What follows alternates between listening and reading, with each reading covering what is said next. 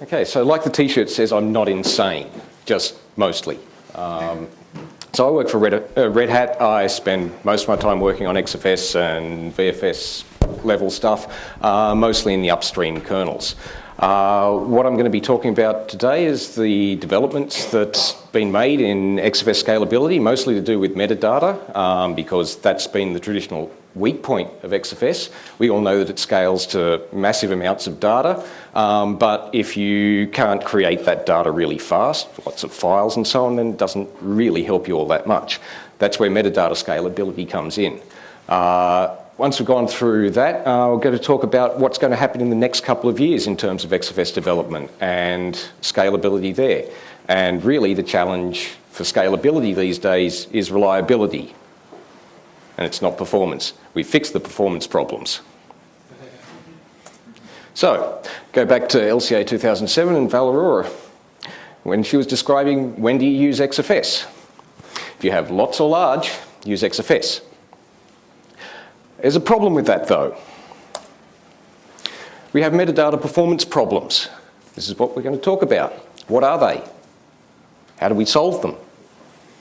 Now we've solved them, how well does XFS scale on metadata intensive workloads? Where are we going to go from here? Why are we changing the on-disk metadata format? That might seem a bit drastic, so we'll explain it. And then what does it all mean? Okay, so the XFS metadata problems. Metadata read scales very well in XFS. Everything is B-tree structured, so it's logarithmic lookup time. It's very scalable. However, metadata performance is just terrible. Okay? We get excellent parallelism through the metadata transaction engine, but the problem is that the transaction commit basically serializes, and it's the big problem. Okay? It won't scale past one CPU.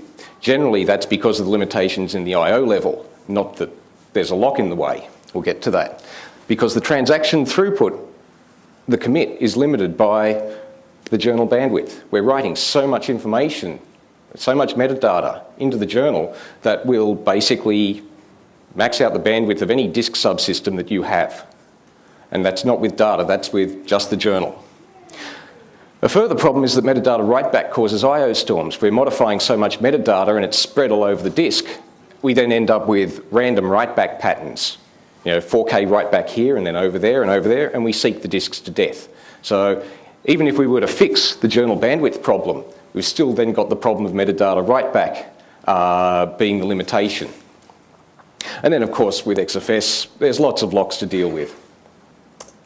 Okay, so really, it can't be that bad, can it? Everybody says lots and large, How bad really is it? So, these were taken on a 2634 kernel, single SATA drive. FSMark creating basically the same workload that Avi was talking about. FSMark creating zero-length files. One directory per file, so there's no contention at the VFS level or the file system level. Okay? Well, there's supposed to be no contention at the file system level. And what we're seeing here is the result versus the journal throughput. So our result is on your right-hand side, and the journal throughput is on the left-hand side. As we can see, the journal throughput's at 120 megabytes a second. That's as fast as that SATA drive would go. And the results scale directly with the journal throughput. So let's go to a faster drive, just to show that that holds true for even larger storage subsystems. We've now got 40,000 or 45,000. It's 7 or 8 times faster than that previous disk. Well, there should be. There's 12 disks there. Journal throughput is up at 550 megabytes a second. That's all that system was doing, was writing to the journal. Now, I know most of you don't have drives that do 550 megabytes a second. So this is a big problem. And those that do have drives that have got 550 megabytes a second, you don't want the journal to be consuming that. That's just a waste of bandwidth. So let's compare that to ext4 on the same subsystem. So even with a single thread, we can see that ext4 is a lot faster. And part of that is to do with the CPU usage. because of the algorithms that XFS has, they're a lot more complex than ext4. There has to be some trade-off for the scalability that the file system has. So any modification has to do a lot more work. And as a result, the per CPU throughput is actually a lot lower, even when there's no limitations. Now you can see this holds true. Up to 4 threads, yeah, X4 is a lot faster. 8 threads look a little bit different. We'll come back to that one. But as we saw from the previous slide, XFS is limited by the journal throughput there. Okay, so it looks pretty bad. In real-life workloads, ext4 can be 20 to 50 times faster than XFS when there's file data also being written. Untarring a kernel tarball is the classic metric for this sort of thing. There's systems like a single SATA drive where ext4 takes 3 or 4 seconds to untar the kernel tarball, and XFS is taking 60 seconds. And then overwriting it, ext4 is taking 10 seconds and XFS is taking 2 minutes. It's pretty bad, pretty slow. This is the state of XFS in 2009, early 2010. Realistically, unless you have some seriously fast storage, XFS just doesn't perform all that well on metadata modification intensive workloads. Okay? And that's pretty important when you're talking about storing a couple of billion files in your file system. You have to be able to create them somehow, and you want them to be able to create quickly and so on. But, I mean, it wasn't all bad. I mean, we're seeing ext4 having some problems with those workloads as well. So some of these problems may not be just XFS, though it turns out that they were. So, the fix is in. What I'm now going to talk about is all the changes that have been pushed into the kernel since 2.6.35 and over now to the 3.3 merge window, which has actually removed old code that some of this stuff replaced. So what we had is a major algorithmic change. There were a lot of optimizations to do, mainly because there were lots of locks and structures that were suddenly hot because of the algorithmic change. But we managed to do this with no on-disk format changes. So while we were developing it, we were able to turn these features on and off with a mount option. Even a remount. They could be done dynamically because there was no change to the on-disk format. So the major algorithmic change that we're looking at is this thing called delayed logging. So the idea was originally floated in back when I was working at SGI, and we were doing XFS architecture meetings and having all big powwows and blue sky events to try and work out what we're going to do for the next couple of years. So Nathan Scott, some of you may know him. He was the XFS maintainer for quite a while. He's not here. He's normally here at Linux.conf, but he's not this year. Yeah, he came up with this idea. And it wasn't anything groundbreaking. It was basically saying, oh, ext3 is doing this. We should do this. Okay, sounds simple. But actually implementing it was kind of difficult. It took me 4 goes over 5 years to actually come up with a working solution. Every time I tried it, I came across some other show-stopping problem. Deadlock here, or an unsolvable deadlock, or memory allocation could fail here, and that was it. We're dead. Wouldn't work. But the eventual solution that was implemented came from considering a different problem. Another reliability problem, if you want. Transaction rollback. In the, oh, well, then maybe we've got to copy some data before we actually modify it, so if the modification fails, we can roll back to what was before. Okay, so we've got to copy the data. Okay, that's easy to do. But we don't want to copy all the data that we might modify, because that's a lot. An XFS transaction, if you're using 4K block size file system, an XFS transaction could modify 300 or 400 kilobytes of metadata. If you've got to allocate that and copy it before you even start doing any modifications, that's quite a lot of overhead. So I started thinking, oh, well, we'll copy the data at transaction commit time, just the dirty data, because we know exactly what we modified in the transaction. And then we store it. Hey, hold on. Lightning struck. I realised that all of the locking problems and everything went away if we copied the data at transaction commit time. We didn't have to relock when we wanted to actually journal the changes to disk to then copy the modifications out of the object in memory.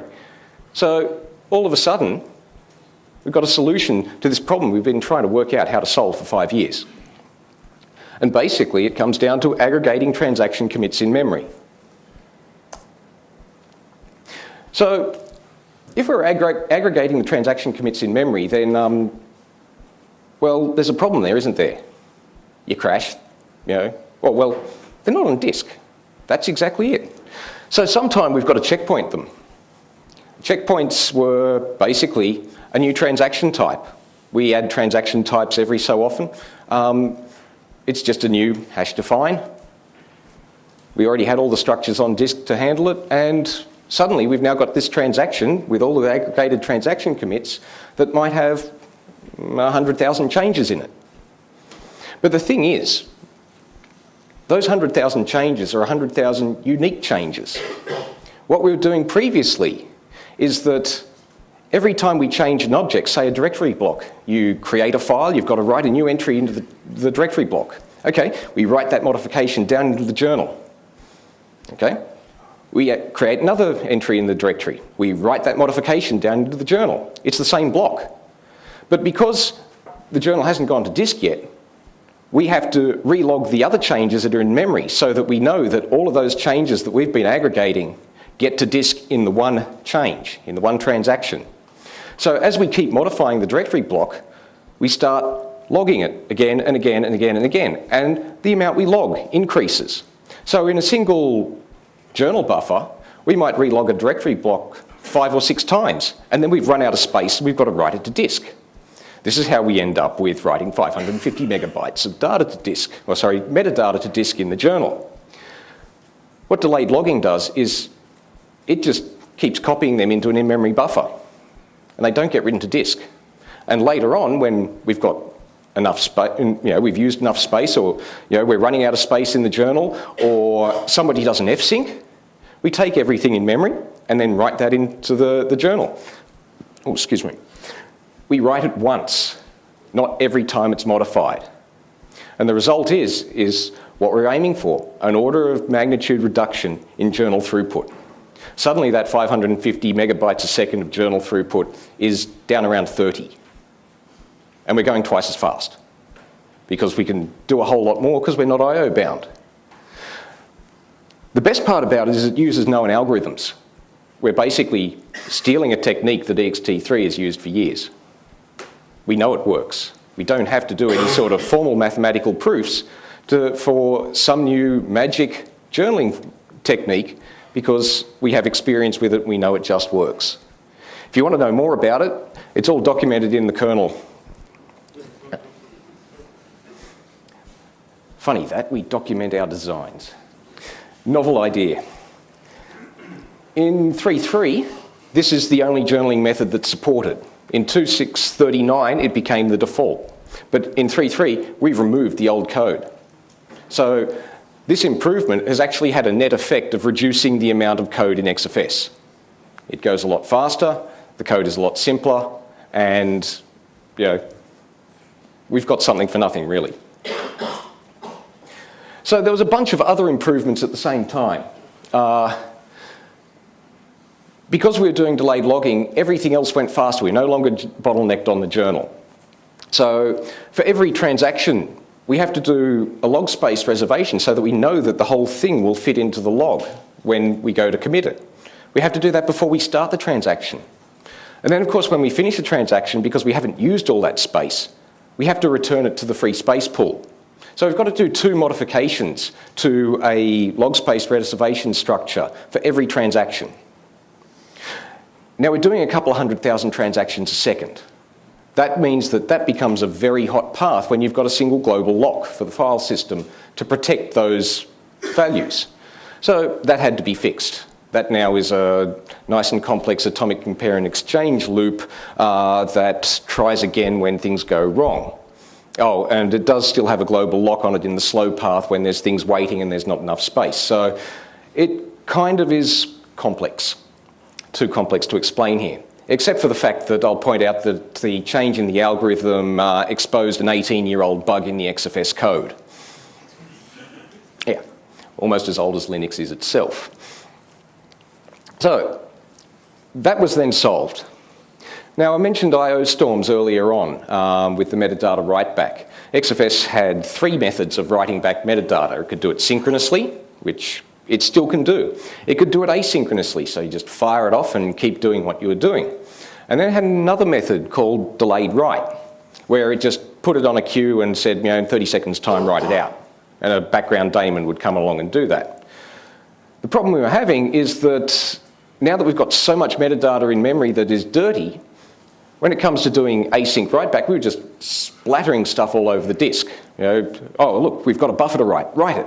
And we've got a buffer to write it. And that one would go out over there, that one would go out over there, that one would go up there, and we'd seek the disks to death. It wouldn't go much faster without fixing that. So what we did is we removed async metadata write-back. We turned everything into delayed write metadata. Synchronous is still there, and that's used in only 2 or 3 places, but everything else is delayed write. And the trick we use now is that before we go and start writing any of these delayed write metadata buffers out, which there might be several tens of thousands of them in memory, we go and sort them in ascending disk order. So we do the work of the I/O scheduler for it. The I/O scheduler can only have by default, an outstanding number of I/Os queued of about 128. We've got 3 orders of magnitude more buffers sitting there trying to write them out. We can do a much better job of scheduling the I/O with that big wide window that we have compared to the I/O schedulers. So it makes sense to do it that way. It makes a really big difference because it now aggregates. The I/O scheduler now merges adjacent I/Os, and instead of doing random 4K I/Os everywhere, our metadata write-back starts to look like a bandwidth-bound problem, not an IOP problem. Makes a really big difference. So that's the sorting that we do. That's the reason why we do it. Now, of course, if we've got several tens of thousands of objects in a transaction commit, we've got to track them in memory somehow so that we know what's got to be written out when we run out of space to drive the delayed write metadata. So that's our active log items. Now, that's a single global list. It's an ordered list, which makes it an interesting problem to scale insertion and deletion of tens of thousands of objects rapidly while it's being hit by all sorts of other parts of the file system. So rather than try and completely redesign it, we've now got batch interfaces for taking a batch of objects with an identical index and just splicing them into the list. So we reduced log contention there by 2 orders of magnitude. No longer a problem. And now, of course, we've got so much more metadata going in and out of the system, we're getting problems of running out of memory and losing hot blocks out of the cache. Because we've got several 100,000 buffers in memory now that are active, rather than maybe a few thousand, maybe 10,000. Okay? We have a much bigger active metadata set in memory. We were using the page cache to cache it all, but we've got a very complex hierarchy of metadata that is all B-tree based. So if your reclaim algorithm throws the B-tree route out of memory, that's the one you're using all the time. You need to pull it back in. You've got to wait for it to occur. And so we need to actually have some form of reclaim algorithm that understands that you reclaim tree leaves before you reclaim tree nodes. And you reclaim inodes before you reclaim free space B-tree nodes, and things like that. Now, Oryx had all of this stuff before XFS was ported to Linux. XFS kept all the hooks, it just wasn't implemented. So we implemented it, and it works. We expected it to. Of course, then there was other little things like RCU-based inode lookups and stuff like that that got rid of other small problems. So now, after all of that, how does it scale? Okay. This is just the basic test box that I was using. It's a virtual machine. It's got a decent sized number of disks behind it. What I'm actually testing here is default configurations. The only thing that I've changed is that I'm using inode 64 distribution for XFS, which is typical for large file systems, and just increasing the in-memory transaction log size so that it does slightly larger IOs for the log. They're pretty much everyone sets those. We just haven't made them the default yet. So like I was saying, we're using FSMark and it's a parallel workload. And these graphs come from creating 25 million files per thread. They're zero-length files. So by the time we've got 8 threads, it's actually creating 200 million files. Okay. I chose that number rather than a billion so that this would complete in 2 or 3 days rather than 2 or 3 weeks. I didn't have 2 or 3 weeks before this talk. So, I apologise for the scale here, but the ButterFS result kind of blew things out of the water. This is creating files with FSMark in parallel. Okay. You've got red is XFS, I suppose you can all read it there. What we see here is that at 1 and 2 threads, it's pretty much the same. XFS is actually slower than the others. But the difference is when you get to 4 threads and 8 threads, XFS is showing close to linear scalability now. Okay? But we look at ext4 and it's starting to go non-linear. And ButterFS has gone way non-linear. Now, I haven't gone past 8 threads here because by the time I get to 16 threads, I've hit VFS level locks in the inode cache and the dentary cache. So even modifications to XFS make no difference there. But mind you, XFS is the only one that's hitting those locks. If you note that the XFS result there has slightly gone non-linear on 8 threads, that's because of the VFS locks. So just to show that in a different manner, this is the average rate of creation that FSMark is giving us. XFS is slower. And interestingly enough, at 4 threads it says XFS is slower than ext4. This is where benchmark numbers can be very deceiving. The actual runtime, which is what the previous one showed, XFS was running 10 minutes faster than ext4. And this is where you need to look a little bit more closely at what's going on.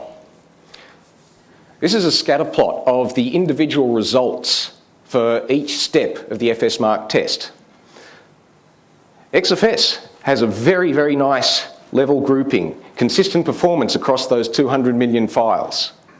But if we look at ext4, it's pretty much okay, but something happens there and performance falls off a cliff.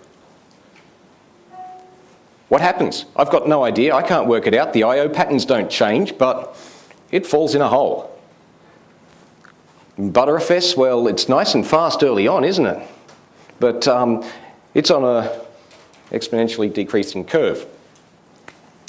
It's not going to go any faster the more metadata you put in. So at this point, the ButterFS metadata tree is about 150 gigabytes. That's all there is in the file system. This is the problem with a copy-on-write file system. When your metadata tree gets large, every operation is copy-on-write a lot of metadata. And that's why it slows down in that pattern. It's showing how much the metadata is actually increasing and the amount of I/O that's needed for each modification. So most people won't look at this sort of data or even analyse it, but it explains a lot about the behaviours that your file system is getting. So, I mean, similarly, most people just run the FSMark create workload, but you don't just create files. What happens when you have to do a directory traversal? That's kind of important. And we see here that now, as I said earlier, the XFS metadata reads scale really well. It's significantly faster, even for single-threaded, like much faster. Same thing, but once again, you can see the scatter plots. ext4, the results aren't deterministic. Some threads run really slow. Some run a bit faster. Some are just all over the place, and then they go slow again. And note, that bit there is about the same time as on that previous create graph where performance fell off a cliff. Something went really wrong there, and it has to do with the amount of I/O needed to write directories out. Whereas you can see from all of the XFS plots, it's a nice level graph. Like I said, you can see a lot from looking at distributions of I/O. So once again, unlink. Now, unlink requires a traversal as well as a modification. Now, the traversal in XFS is very good, but as you can see, it's still slower than ext4 at even 4 threads. That's because there's a lot more overhead for doing the actual unlink. But at 8 threads, the scalability shows up again. ext4 is going non-linear, and Btrfs, well, have a look at the runtime there. That scale at the top there, that's, what, 10 hours to unlink 200 million files. Takes quite a while. XFS was about an hour. So Btrfs on these workloads is starting to show that it's an order of magnitude slower on large metadata count file systems. These are different results than you'll hear from the Btrfs guys, because they're not running these tests. They want you to hear about how wonderful it is. They don't tell you about all of the little skeletons in the corner that are getting dusty.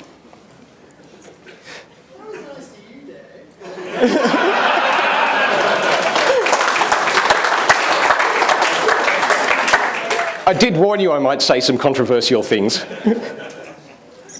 Okay. So once again, you can see the effect. ext4 is nice and fast at first, but it's got a much steeper drop-off as the thread count goes up. The scalability is not there.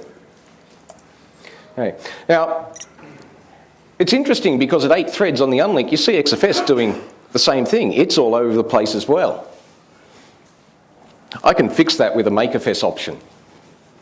But that wasn't the point of the testing. That's just serializing on an allocation group lock. The code is basically running in parallel. The directories are over all different allocation groups, and they're lockstepping. That's all that that's saying. I just need more allocation groups in the file system, and that problem goes away. Easy to do, but that wasn't the point of this testing. Okay, so let's go back to that original comparison between XFS and ext4.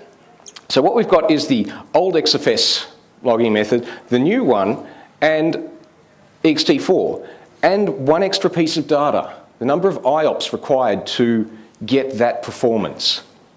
Now you start to see why ext4 isn't scaling. Because at 4 threads, the number of IOPS that ext4 requires to get that performance goes through the roof. XFS, it wasn't the case. The IOPS stayed fairly steady. It was bandwidth bound in the journal. And once we removed the journal, we're doing, what is it there? Almost 100,000 file creates a second at under 1,000 IOPS. ext4 is getting, 40,000 creates a second at 10,000 IOPS. That's why X4 is not scaling. It's spraying its I/O everywhere. And if you looked at, if you paid any attention to Avi's animations of the behavior of the file systems in terms of seeks, that's the ultimate cause. That's what you saw with ext4, it was spraying its I/O everywhere. What you saw with the XFS one, where it made that nice progression, that's the effect of all the sorting we do of the metadata buffers. And you can see the effect of that in the IOP count that it's actually generating. So, I mean, basically what it comes down to is XFS isn't slow anymore.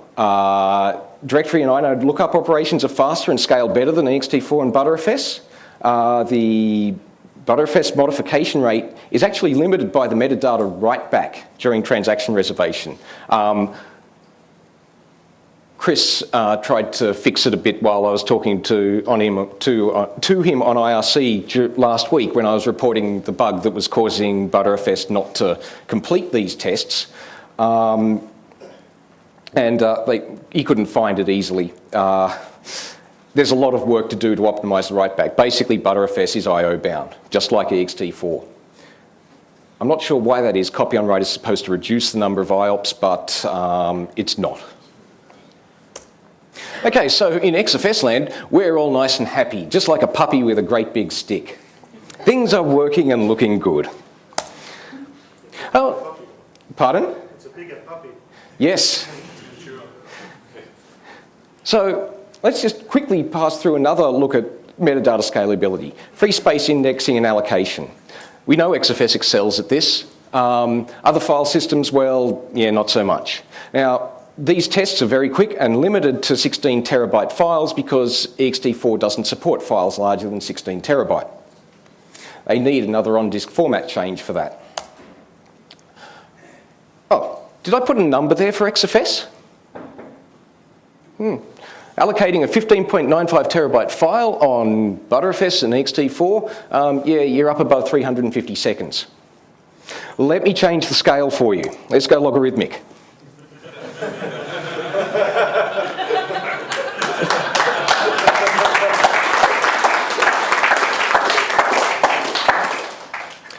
"35 milliseconds. 45 milliseconds for 500 terabytes. 55 milliseconds for 5 petabytes. Okay? That's the nature of the XFS free space indexing. Okay? Btrfs is kind of similar. Btrfs has a problem with its in-memory caching. I'll get to that in a minute. So, X4, for orders of magnitude slower than XFS at large scale allocation. Okay? Yeah, fine. Let's use the X4 big alloc option. Okay? Brand new code. Okay? Allows us to do allocation and track allocations in 1 megabyte cluster sizes rather than 4K. Reduces the overhead by 2 orders of magnitude. Increases small file usage by 2 orders of magnitude. That kernel tree that you've got that takes 2.5 gigabytes of space now takes 160 gigabytes of space.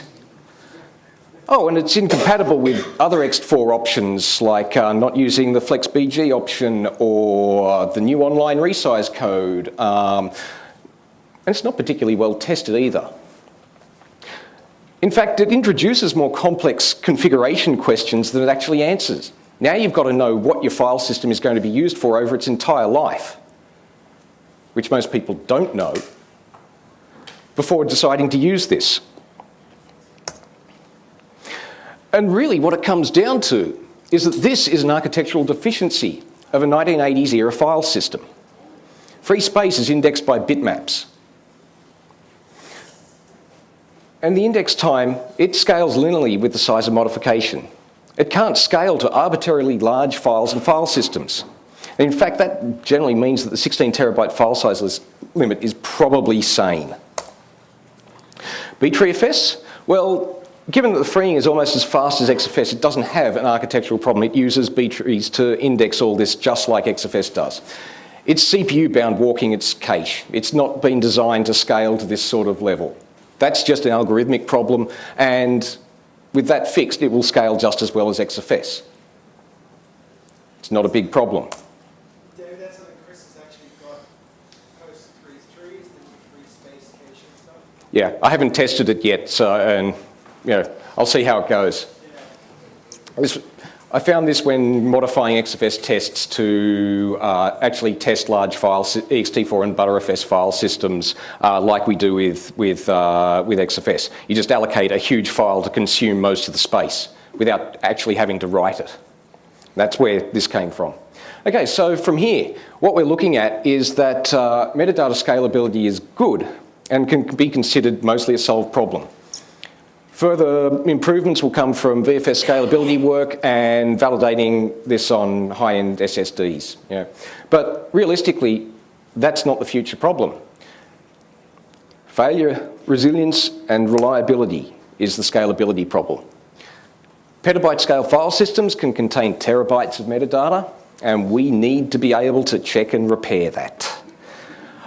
How many people here have got a machine with 4 terabytes of RAM in it? Not many. Not many. When we start talking about petabyte file systems that have actually been used, that's the sort of RAM levels we're talking about to need to actually do a comprehensive check and repair on it. We need to move to online validation and repair. So, I mean, along that line, also, if we're doing stuff online already, we also need to handle transient errors somewhat better. I've already mentioned transaction rollback. I'm not going to go into any more detail about it, but transaction rollback is the key functionality that we need to add to handle errors during transactions, whether they be enomem devices, there's a multipath failover, and we've got a transient eno dev error, things like that. That'll all come into it. there's a lot of things that we need to do before that is something critical.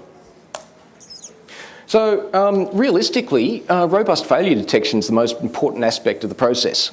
Okay, metadata needs to be fully validated as correct. I mean, data validation is not something that we consider a problem that we're going to solve in XFS. XFS just gets out of the way of data. If you need to do 30 gigabytes a second of data I/O to your file system, there's no way the file system can checksum that, can compress it, can dedupe it, or encrypt it, or anything of the sort like that. We just get the hell out of the way. That's it. If you need that functionality, you either do it down in the storage array with hardware, or you do it up in the application before you start writing to the file system. It's not a file system problem. ButterFS is trying to do all this. That's a different solution. Yeah? Parent inode pointers, are they considered a reliability feature? I'll get to that. So, on-disk format changes are needed to fully validate the metadata. We're not going to attempt to provide forwards or backwards compatibility for these format changes. Okay? And there's a reason for that. It's a fairly significant change, and we're not going to try and do that because it will compromise the on-disk format design.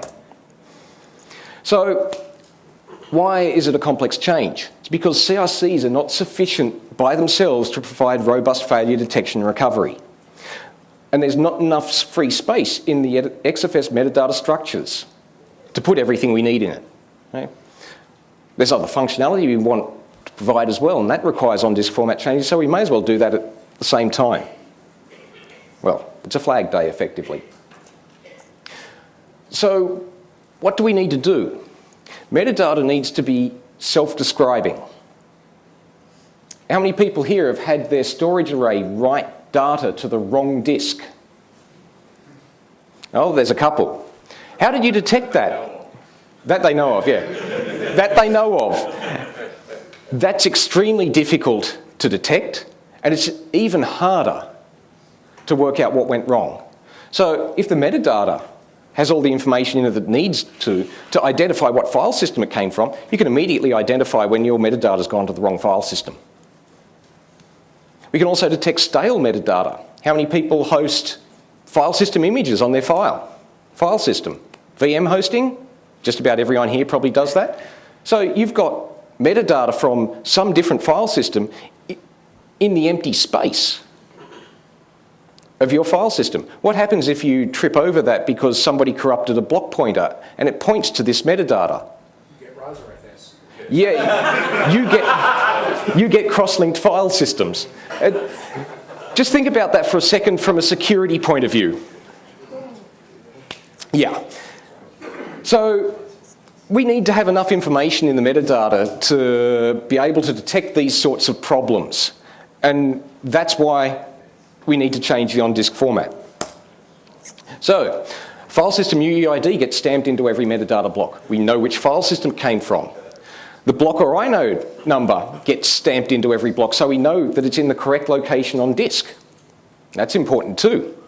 CRCs will tell us whether there's bit errors in the metadata, and that will tell us whether we can trust it or not. Okay. The owner identifier. Somebody said parent pointers. The owner identifier will tell us who owns the metadata. You know, if it's a extent map for a file, the owner will point back to the inode that it belongs to. The inode will point back to its parent directory that it belongs to. Things like that. So if it does become disconnected, you can find out what it belongs to. Or even better, if you get a bad sector, you can find out what file the data got corrupted in. That's from the reverse mapping allocation B tree. So there's all sorts of things that we've got to add. And then we take advantage of that to add the dtype entry into the fields. Yeah, those directory traversals aren't using the dtype optimizations to avoid inode reads. That should make XFS go even faster on those loads. Version counters for NFS4, inode create times, increase the maximum directory size. We don't really need to do that, but if we're changing the directory format anyway, we may as well support directory metadata sizes up to a terabyte. It's just a hash define. Yeah, on that same thing, we should track the directory, tree sizes internally, rather than just the size of the directory leaves.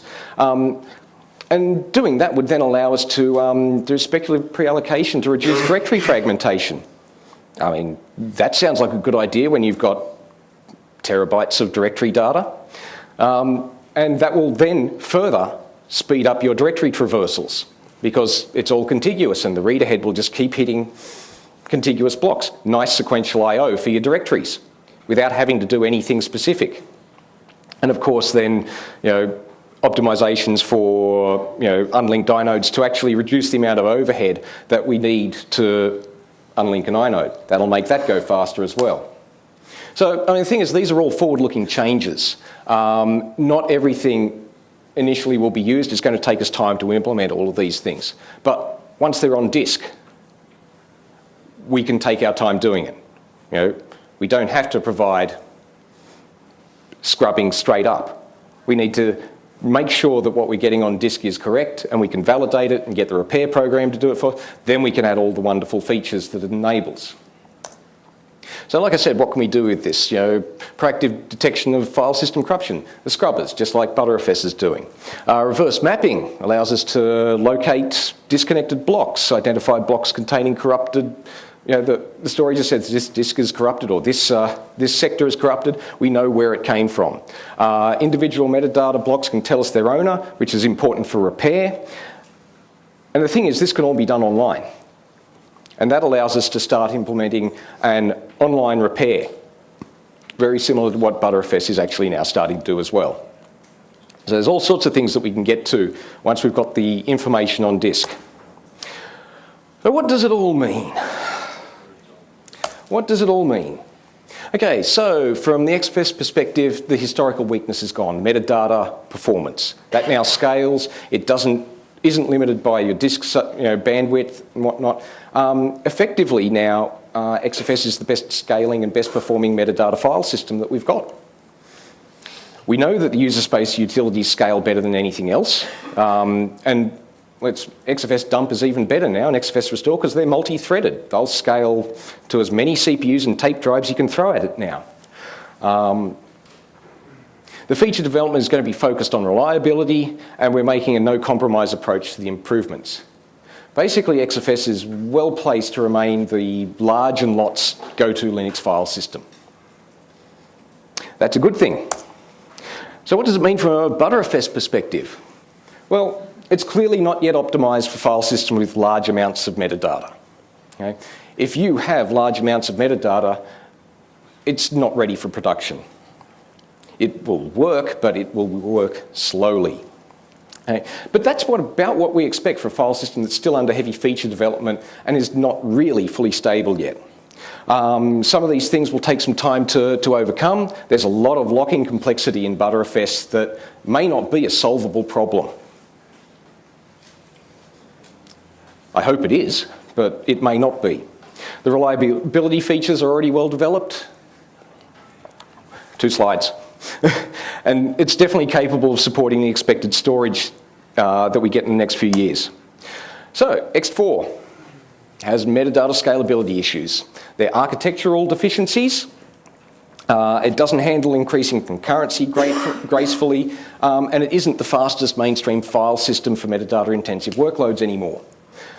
There's no plan for reliability improvements apart from adding CRCs. So it's not going to keep up with where XFS and ButterFS are going. The on-disk format's showing its age, and it already struggles to handle the storage capability that we have. So really, there's a white elephant in the room here. ButterFS will soon replace ext4 as the default Linux file system thanks to its unique feature set. Ext4 is now being outperformed by XFS, and it can't keep up in places where XFS is strong. X4 has scalability challenges when used in current sub $10,000 servers. I mean, it's not high-end we're talking about here. Okay? And on top of that, X4 has become an aggregation of semi-finished projects that don't play well with each other. No, I did say I was going to say controversial things. So, and unlike most people think, ext4 isn't as stable or well tested as people think. There's bugs at the moment in ext4 where if you hit no space, it'll corrupt your file system. Not good. So, with the speed, performance, and capability of XFS and the maturing of ButterFS, why do we need ext4 anymore?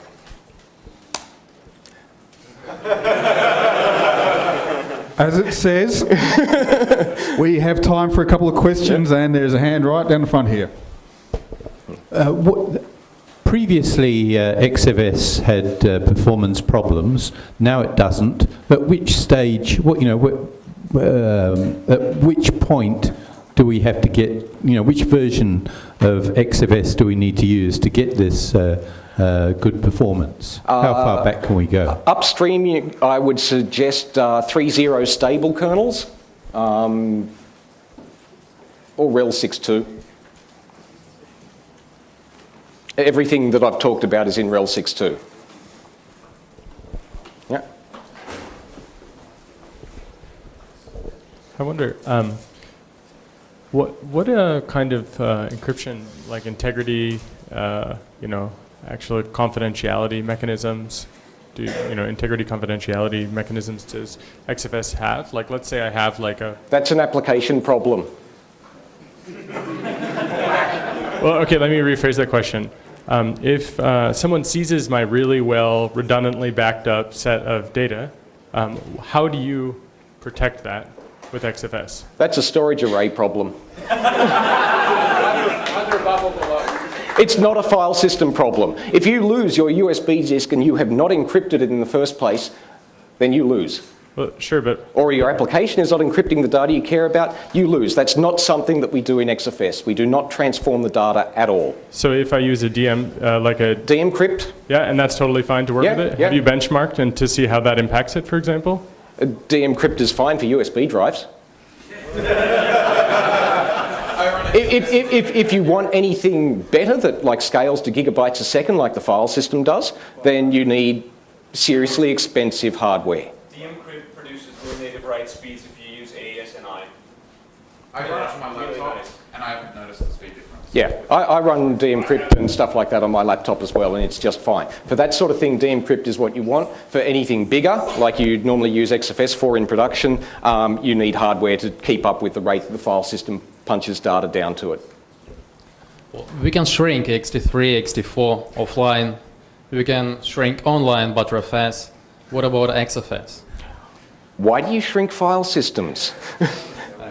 Storage is cheap. XFS is for big. Well, add more storage. It is about flexibility. If I created some virtual machines, like with a large... Use thin provisioning. But you can only change the options to XFS at makeFS files. Pardon? You can only change your XFS options at makeFS time. You can only change some options at makeFS time, that's right. But things like if you're using thin provisioning, you want to use the online discard or the background trim stuff that XFS has just like ButterFS, and that will punch blocks out of your thin provisioned LUN. So, I mean, that's how you handle those sorts of problems. Just make it large and use thin provisioning. One more. You haven't mentioned SSDs. Pardon? You haven't mentioned SSDs at all. What about them? So there's no optimizations for them? Nothing. We don't need them. That's a good answer. I have time for one more question if anyone... No, that's it. Okay, everyone give a big round of applause for Dave. Fantastic speech. Controversial, as you said. That's okay. And detailed, and we have a little present for you. Oh, thank you. There we go, gold-plated glass penguin with the gold from Ballarat. Thank you very much. Right. Enjoy Thank you, lunch, everyone.